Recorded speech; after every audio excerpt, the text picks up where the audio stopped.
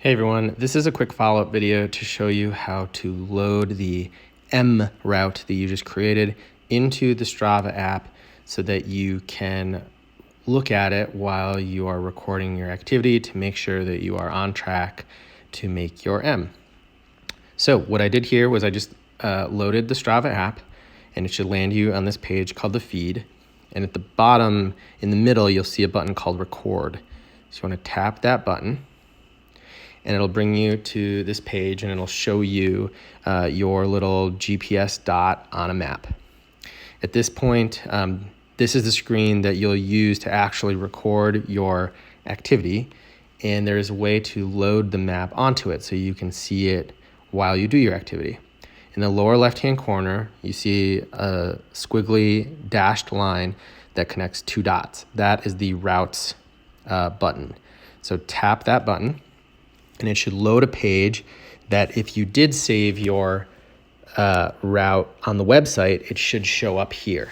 So you can see this is at the top right now, the M that I created in the video that I shared previously. I've since created a second M near my house in Denver, and that's the one that I'm gonna use for this demo.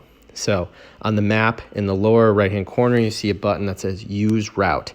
You wanna tap that button, Use Route, and it'll bring you to back to the record screen, and it shows now your GPS dot in relation to the actual route that you created. So you can see that my blue dot is about half a block away from the actual start of my route. So at this point, you are basically ready to record your activity, but I want to call out a couple notes. One is that you do not start recording your activity until you are actually at the very start of your M. If I were to start recording now, it would record everything I do from where I am right now to that starting point, which would throw off the design of my M. So wait until you get to that little green dot to hit the start button. But at that point, you can hit the start button, which I will do now to demo.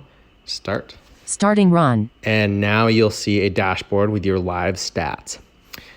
If you want to look over at your map to make sure you're on track, in the lower right-hand corner, you see the little upside-down teardrop.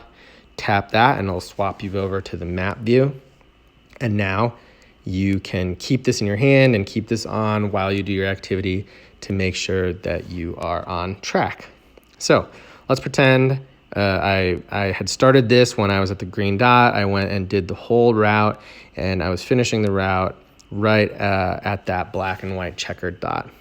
Again, similar recommendation to the start. You want to stop your activity at the end of the M, not when you get home.